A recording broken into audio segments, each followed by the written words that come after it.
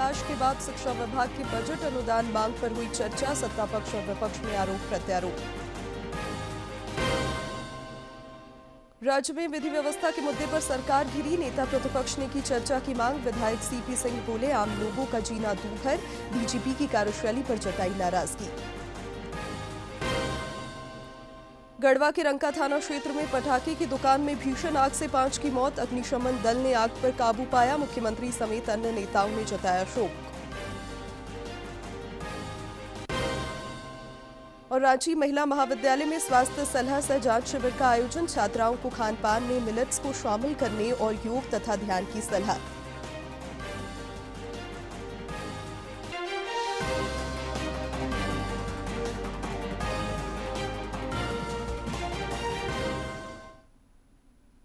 नमस्कार, प्रादेशिक समाचार में आपका स्वागत है। मैं हूं शिवानी कुमारी और अब समाचार विस्तार से। संसद के बजट सत्र का दूसरा चरण आज से शुरू हो गया।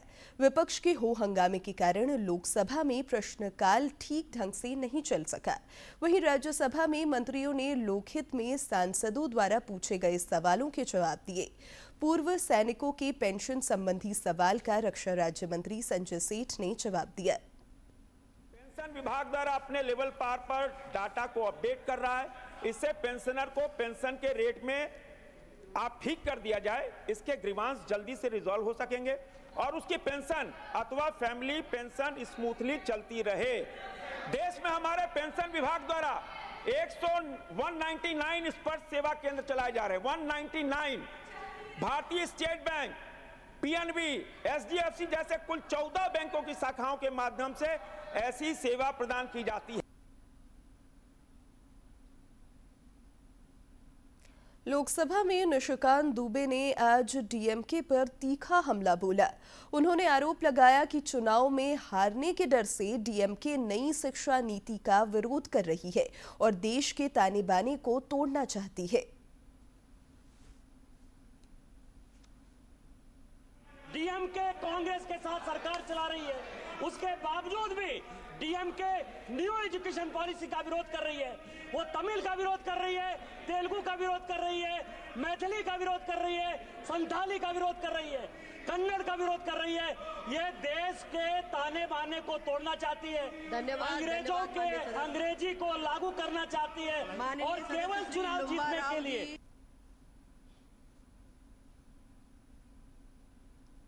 विधानसभा के बजट सत्र की कार्यवाही आज काफी हंगामेदार रही। इस कारण प्रश्नकाल नहीं चल सका। भोजनावकाश के बाद शिक्षा विभाग की अनुदान मांगों पर चर्चा हुई, जिसमें सत्ता पक्ष और विपक्ष के सदस्यों ने एक दूसरे पर आरोप और प्रत्यारोप लगाए।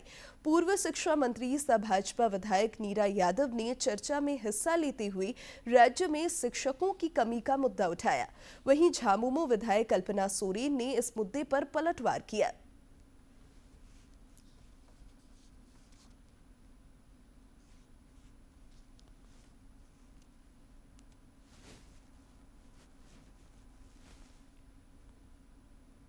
UDAIS प्लस की 2022-23 की रिपोर्ट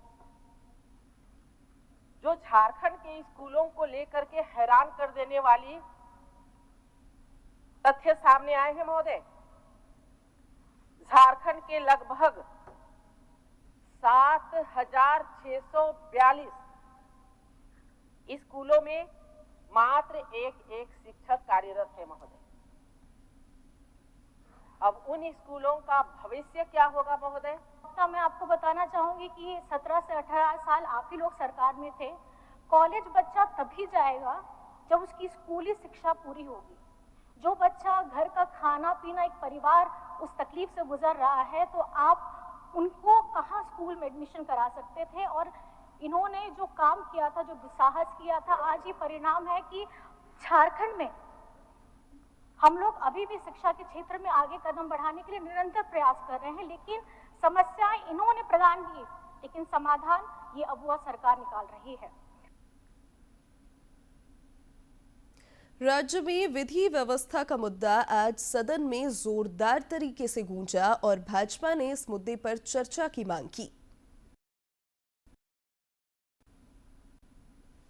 विधानसभा की कार्यवाही शुरू होते ही नेता प्रतिपक्ष बाबूलाल मरांडी ने राज्य की विधि व्यवस्था पर सवाल उठाते हुए सदन में इसको लेकर चर्चा करने की मांग की। उन्होंने हजारीबाग में एनटीपीसी के डीजीएम हत्याकांड समेत अन्य मामलों का जिक्र करते हुए कहा कि हाल के दिनों में राज्य में आपराधिक घटनाएं बढ़ी हैं।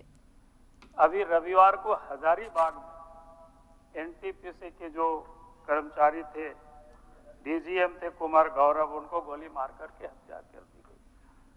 और पूरे झारखंड में, ये तो मैंने कुछ ऐसे ही उदाहरण आपके समझ रखा है। मुझे लगता है कि आज सबसे ज्वलंत मुद्दा है कानून व्यवस्था। आज 25 वर्षों के कालखंड में लगता है पहली दफा इतनी अधिक लॉ एंड ऑर्डर खराब हुआ, इतना कभी नहीं हुआ था। सदन में इस मुद्दे को भाजपा के अन्य विधायकों ने भी जोरदार तरीके से उठाया। विधायक सीपी सिंह ने कहा कि राज्य में आम लोगों का जीना दूभर हो गया है। उन्होंने राज्य के डीजीपी पर भी जोरदार हमला बोला। जीना दूभर हो गया है देश में, और ये सरकार के कामों पर जू नहीं रखती है। और यहाँ का डीजीपी इतना बेशर्म है कि वो बोलता है कि बड़े बड़े जो घटनाएं हो रही है वो जेल से प्लानिंग बन रही है। तो जेल क्या भारत और झारखंड से बाहर है अध्यक्ष महोदय? इधर डीजीपी अनुराग गुप्ता ने कहा है कि संगठित अपराध के खिलाफ पुलिस कार्रवाई कर रही है। शीघ्र ही सभी मामलों का खुलासा होगा। हम लोग और प्रयास कर रहे हैं। जेल में छापामारी भी हुई है, कल सिमडेगा जेल में छापामारी हुई है, आज हजारीबाग जेल में छापामारी हुई है। मैं उम्मीद करता हूं कि अगले चंद दिनों में हम लोग इस पूरे में इसका खुलासा करेंगे और सभी अपराधियों को पकड़ेंगे। राज्य में पिछले कुछ दिनों से अपराधी बेलगाम दिख रहे हैं, जिससे पुलिस प्रशासन पर आपराधिक घटनाओं की रोकथाम को लेकर दबाव बढ़ा है। विपक्ष के तेवर को देखकर लगता है कि यह मामला और गर्माएगा। रांची से अवधेश की रिपोर्ट। कांग्रेस के प्रदेश प्रभारी के राजू ने देवघर में पार्टी नेताओं और पदाधिकारियों के साथ बैठक की। इस दौरान देवघर, दुमका और जामताड़ा जिला अध्यक्षों सहित प्रखंड, नगर और मंडल अध्यक्षों को उन्होंने संगठन की मजबूती को लेकर सुझाव तथा निर्देश दिए। बाद में पत्रकारों से बातचीत में श्री राजू ने बताया कि शीर्ष नेताओं के साथ एक चिंतन शिविर आयोजित कर अगले 5 वर्षों के लिए संगठन विस्तार और मजबूती के लिए रणनीति बनाई जाएगी। उन्होंने कहा कि जन मुद्दों को लेकर पार्टी अपनी सक्रियता बढ़ाएगी।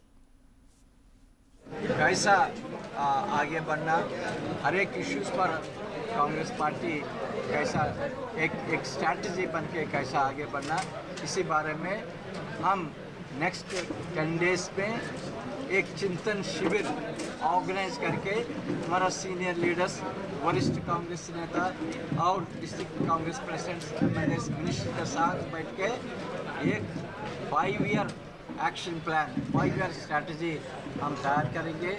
वो स्ट्रैटेजी लेके कांग्रेस पार्टी को मजबूत करेंगे।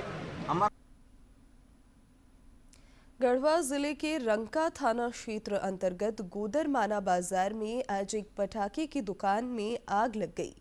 इस भीषण अगलगी की घटना में दुकानदार समेत 5 लोगों की जलकर मौत हो गई। बताया जा रहा है कि सवेरे करीब 11:30 बजे गोदरमाना बाजार के मेन रोड पर वनांचल ग्रामीण बैंक के सामने स्थित पटाखों की दुकान में अचानक भीषण आग लग गई।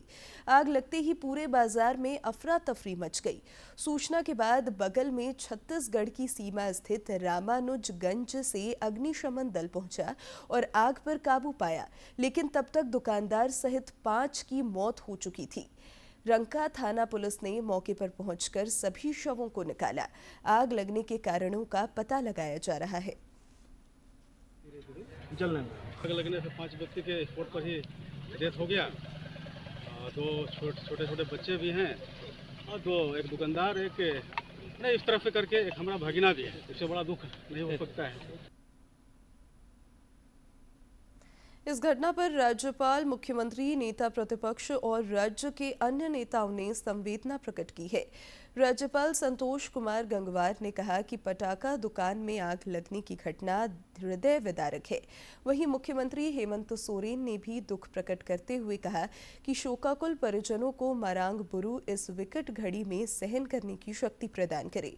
जिला प्रशासन द्वारा मामले की जांच की जा रही है। नेता प्रतिपक्ष बाबूलाल मरांडी ने भी गढ़वा की इस घटना पर शोक प्रकट करते हुए पीड़ित के परिजनों को मुआवजा देने की मांग की। उन्होंने जिला प्रशासन से पटाखा शाखा दुकानों को खुले स्थानों पर सभी मानकों के अनुरूप संचालित करने का दिशा निर्देश जारी करने का आग्रह किया। सीआईएसएफ के 56वें स्थापना दिवस पर आज देश भर में कई कार्यक्रम आयोजित हुए। बोकारो स्टील स्थित सेल के सीआईएसएफ यूनिट ने भी धूमधाम से स्थापना दिवस मनाया। इस दौरान जवानों द्वारा आकर्षक मार्च पास्ट परेड किया गया। मौके पर कई गणमान्य मौजूद थे।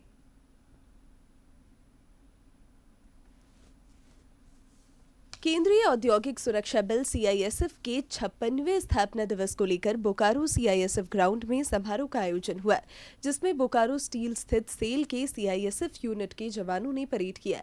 साथ ही विभिन्न कार्यक्रमों में प्रतिभा का प्रदर्शन किया। मौके पर सीआईएसएफ के डीआईजी दिग्विजय सिंह ने औद्योगिक सुरक्षा सुनिश्चित करने में जवानों की कर्तव्य परायणता की प्रशंसा की और योगदान को सराहा। हमारा उद्देश्य यही रहा है कि हम जहाँ भी रहें वहाँ के उद्योग को, औद्योगिक क्षमता को सुनिश्चित करें कि जो भी वहाँ काम हो रहा है वो निरंतर होता रहे, उसमें किसी भी तरह की विघटन न हो। इस मौके पर बोकारो स्टील के निदेशक प्रभारी बीके तिवारी ने कहा कि सीआईएसएफ ने अपनी विशिष्ट पहचान बनाई है, जिससे उद्योगों को फलने फूलने का बेहतर वातावरण मिला है। बोकारो में हमारे पास जब फायर कंट्रोल में एक विश्वसनीय इकाई की जरूरत महसूस हुई तो हमने अपने फायर डिवीजन को डिसमेंटल किया और वो जिम्मेदारी भी हमने सीआईएसएफ को सौंपी है। तो इस तरह से बोकारो इस्पात संयंत्र के आगे आने वाले समय में भी सीआईएसएफ की ये उपायदायता बढ़ेगी और इनके साथ मिलकर हम प्लांट की सुरक्षा को और भी ऊंचे स्तर तक ले जाएंगे। इस मौके पर सीआईएसएफ के कई वरीय अधिकारी समेत अन्य गणमान्य लोग मौजूद थे। बोकारो से मनोज की रिपोर्ट। केंद्रीय औद्योगिक सुरक्षा बल सीआईएसएफ के स्थापना दिवस के उपलक्ष्य में चतरा स्थित एनटीपीसी टंडवा में विशेष कार्यक्रम आयोजित किया गया। कार्यक्रम में मुख्य अतिथि एनटीपीसी टंडवा के एचओपी ने झंडोत्तोलन किया। इस मौके पर उन्होंने आरक्षक बीएन कुमार को आंतरिक सुरक्षा पदक से सम्मानित किया। इस दौरान कई अधिकारी मौजूद थे।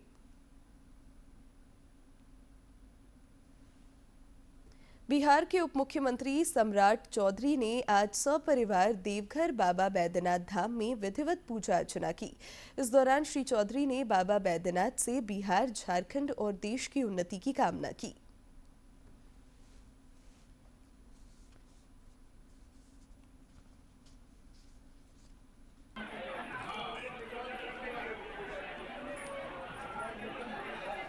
बिहार के विकास के लिए बिहार और झारखंड दोनों सहोदर भाई दोनों विकसित हो और देश में उन्नति की ओर पर। प्रधानमंत्री नरेंद्र मोदी कल मॉरिशस के राष्ट्रीय दिवस पर होने वाले समारोह में मुख्य अतिथि के रूप में शामिल होंगे। प्रधानमंत्री की मॉरिशस यात्रा को लेकर लोग खासे उत्साहित हैं। पीएम मोदी के आगमन को लेकर काफी उत्साहित नजर आ रहे हैं।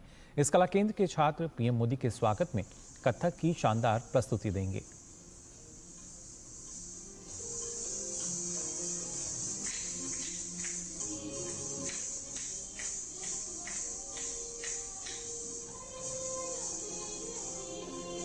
कथक की प्रस्तुति होगी जब प्रधानमंत्री नरेंद्र मोदी पहुंचेंगे वहां। उनके स्वागत में भारतीय संस्कृति केंद्र, जहां पर लगातार तैयारियां चल रही हैं, किस तरीके से अपने देश की जो संस्कृति है उसकी झलक मॉरिशस में देखने को मिलेगी और कुछ ऐसे ही अंदाज में प्रधानमंत्री नरेंद्र मोदी का स्वागत भी किया जाएगा। राज्य में प्राकृतिक खेती को बढ़ावा देने के लिए लगातार पहल हो रही है। इस क्रम में रांची के नामकुम स्थित भारतीय कृषि जैव प्रौद्योगिकी संस्थान और मोराबादी के दिव्यायन कृषि केंद्र द्वारा आईसीएआर पटना के मार्गदर्शन में अनगढ़ा प्रखंड में किसानों को प्राकृतिक खेती के टिप्स दिए गए। इस दौरान 50 चयनित किसानों को प्लास्टिक के ड्रम वितरित किए गए।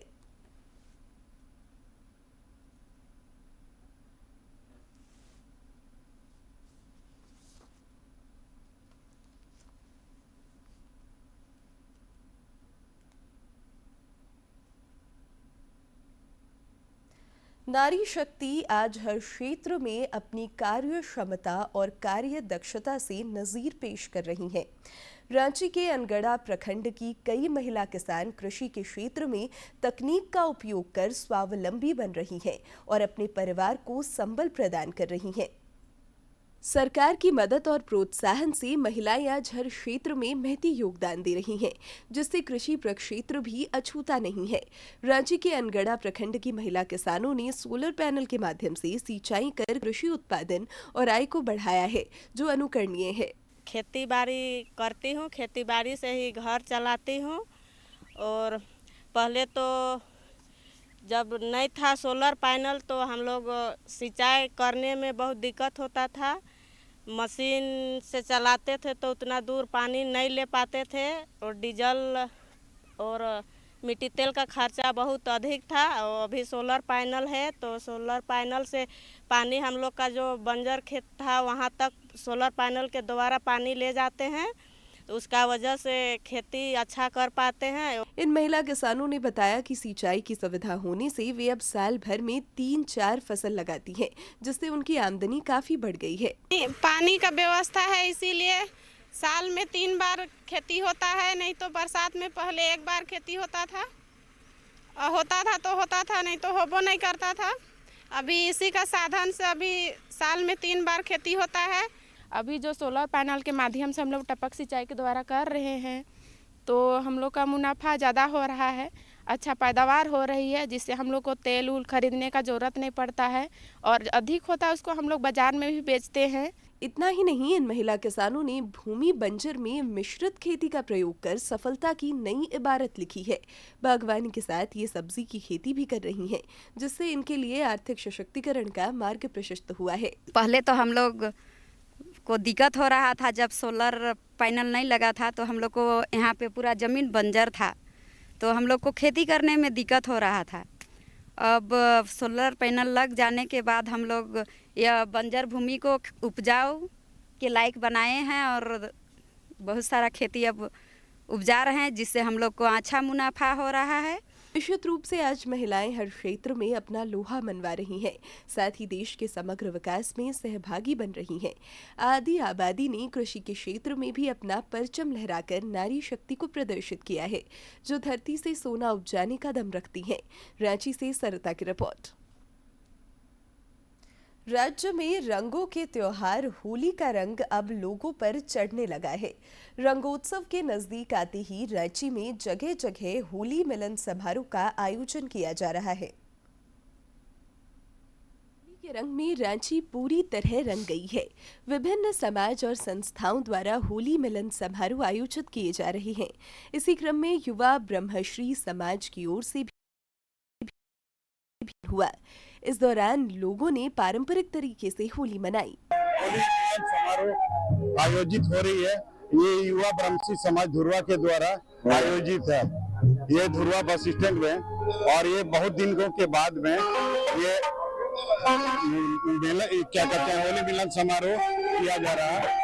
कार्यक्रम की शुरुआत भगवान परशुराम और अन्य विभूतियों के तैलचित्र पर पुष्पांजलि के साथ हुई, जिसके बाद एक दूसरे को गुलाल लगाकर लोगों ने होली की शुभकामनाएं दी। कार्यक्रम में मौजूद जाने माने लेखक और समाजसेवी मृत्युंजय शर्मा ने कहा कि होली प्रेम और भाईचारे का त्योहार है और यह समाज को एक सूत्र से जोड़ता है। आज आप देख रहे हैं यहाँ पे जो समाज है, होली मिलन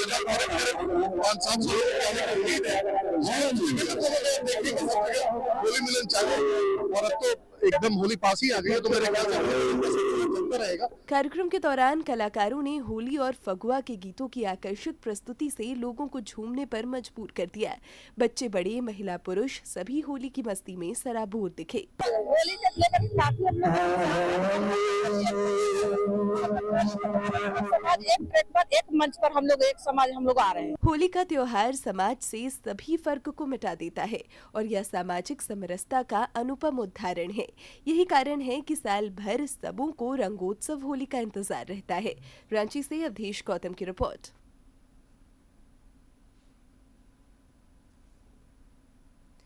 तेलंगाना के श्री शैलम कैनाल सुरंग के ढहने के 16 दिन बाद राहत और बचाव दल ने एक शव बरामद किया है। मृतक की पहचान पंजाब के तरन तारण के गुरप्रीत सिंह के रूप में हुई है। गौरतलब है कि 22 फरवरी को नागर कुरनूल जिले के डोमला पेंटा में सुरंग के ढह जाने से 8 लोग इसमें फंस गए थे, जिसमें झारखंड के भी 4 मजदूर शामिल थे। का बताया जा रहा है, जो पंजाब का रहने वाला था। पोस्टमार्टम के बाद पार्थिव शरीर को पंजाब स्थित उनके पैतृक स्थान भेज दिया गया है। मुख्यमंत्री ए रेवंत रेड्डी ने गुरप्रीत सिंह की मौत पर शोक व्यक्त किया है और 25 लाख रुपए की अनुग्रह राशि की घोषणा की है। मलबे में फंसे 7 और लोगों का अभी पता नहीं चल पाया है। पिछले 16 दिनों से घटनास्थल पर बड़े पैमाने पर बचाव अभियान जारी है, जिसमें आपदा प्रतिक्रिया बल, भारतीय सेना सहित कई एजेंसियां भाग ले रही हैं। रांची महिला महाविद्यालय में आज स्वास्थ्य सलाह सह जांच शिविर का आयोजन हुआ। मौके पर कॉलेज की छात्राओं की निःशुल्क स्वास्थ्य जांच की गई। इस दौरान उन्हें स्वास्थ्य और स्वस्थ जीवन शैली से जुड़ी सलाह भी दी गई। स्वास्थ्य ही जीवन का आधार है। स्वस्थ शरीर में ही स्वस्थ मस्तिष्क का विकास होता है। इन्हीं पहलुओं को ध्यान में रखकर रांची विमेंस कॉलेज में स्वास्थ्य जांच सह सलाह शिविर का आयोजन हुआ। मौके पर कॉलेज की छात्राओं की निःशुल्क स्वास्थ्य जांच की गई और जानकारों द्वारा उन्हें चुस्त दुरुस्त रहने के कई टिप्स दिए गए। छात्राओं ने कहा कि वे योग, ध्यान और अन्य टिप्स पर अमल करेंगी ताकि मानसिक और शारीरिक रूप से स्वस्थ रह सके। हमने कभी सोचा भी नहीं था कि सोशल मीडिया में जो हमें शॉर्ट्स का आदत है वो दिन भर मतलब हर सेकंड में हमारे जो माइंड में है ना चेंजेस लाता है, चेंजेस ऑफ इमोशन। हम कभी एक शॉट को देख के खुश हो जाते हैं, दुखी हो जाते हैं, कभी रोने लग जाते हैं, कभी हंसने लग जाते हैं। बहुत ही मिली सेकंड या कुछ सेकंड में ये सारी चीज़ों का बदलना हमारे मेंटल हेल्थ पे बहुत ज़्यादा असर करता है। उनका बीपी पता चल रहा है, बहुत लोग का बीपी बहुत ज़्यादा हाई है, तो उन्हें बताया जा रहा है कि क्या करना चाहिए और क्या नहीं। सोडियम का इंटेक कम करिए और किसी का लो है तो ज़्यादा करिए, बताया जा रहा है। और यहाँ पे हेमोग्लोबिन भी चेकअप हो रहा है, जिसके कारण हमारे जैसे बच्चियों को पता चलेगा कि क्या हमारे लाइफ में हो रहा है और क्या नहीं। छात्राओं ने बताया कि उन्हें स्टूडेंट लाइफ में खान पान का ध्यान रखने और तनाव से बचने की भी सलाह दी गई। स्टूडेंट लाइफ में हमारा बहुत खान पान बहुत उसका रूटीन बहुत बिगड़ रहा है। आइए जानते हैं विधानसभा समीक्षा। विधानसभा के बजट सत्र की आज की कार्यवाही के दौरान भाजपा के विधायकों ने सदन में राज्य में बिगड़ती कानून व्यवस्था की स्थिति को लेकर हंगामा किया। इस मुद्दे पर चर्चा की मांग को लेकर भाजपा विधायकों ने नारेबाजी की और विधानसभा अध्यक्ष के आसन के निकट आ गए। विपक्ष के नेता बाबूलाल मरांडी ने सदन में कहा कि झारखंड में कानून व्यवस्था चरमरा गई है। रांची में कोयला व्यापारी को गोली मार दी गई, फिर एक साधु समेत 2 लोगों की हत्या कर दी गई। रविवार को एनटीपीसी के एक अधिकारी की भी हत्या कर दी गई। उन्होंने राज्य में पिछले कुछ दिनों में घटित अपराध की बड़ी वारदातों का जिक्र करते हुए स्पीकर से इस विषय पर चर्चा कराने की मांग की।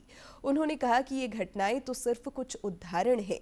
राज्य के अन्य हिस्सों में लगातार अपराध हो रहे हैं और सरकार चुप बैठी है।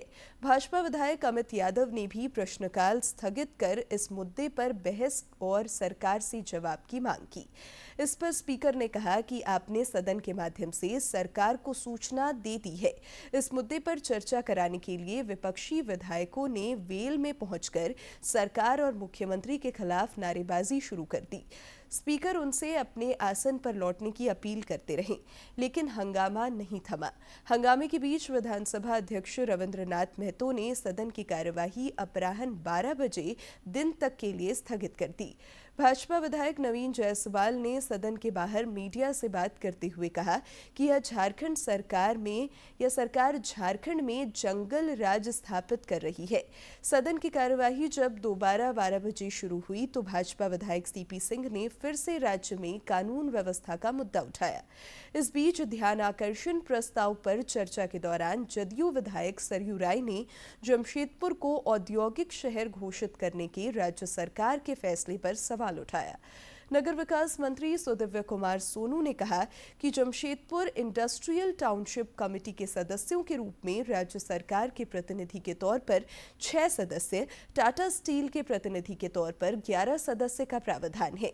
उन्होंने कहा कि जमशेदपुर में औद्योगिक नगरी का गठन करने का प्रस्ताव राज्य मंत्री परिषद से स्वीकृत हुआ है।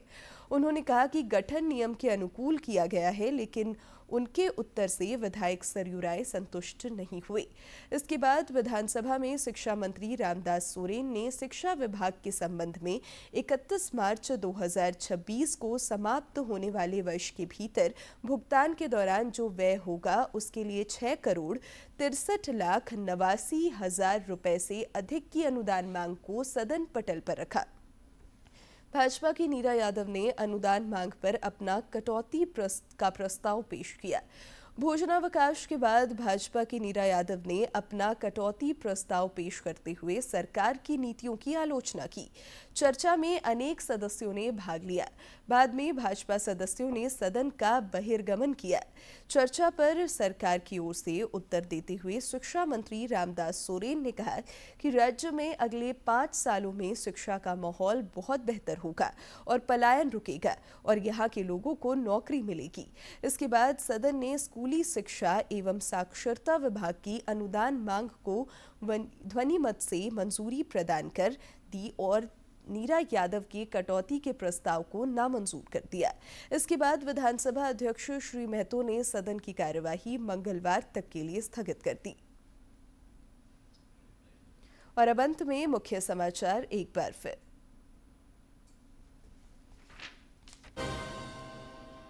विधानसभा के बजट सत्र के 10वें दिन नहीं चला प्रश्नकाल। भोजनावकाश के बाद शिक्षा विभाग की बजट अनुदान मांग पर हुई चर्चा। सत्ता पक्ष और विपक्ष में आरोप प्रत्यारोप।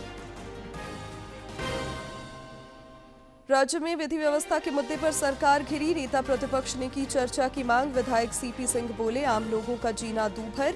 डीजीपी की कार्यशैली पर जताई नाराजगी। गढ़वा के रंका थाना क्षेत्र में पटाखे की दुकान में भीषण आग से 5 की मौत। अग्निशमन दल ने आग पर काबू पाया। मुख्यमंत्री समेत अन्य नेताओं ने जताया शोक। और रांची महिला महाविद्यालय में स्वास्थ्य सलाह सह जांच शिविर का आयोजन। छात्राओं को खान पान में मिलेट्स को शामिल करने और योग तथा ध्यान की सलाह।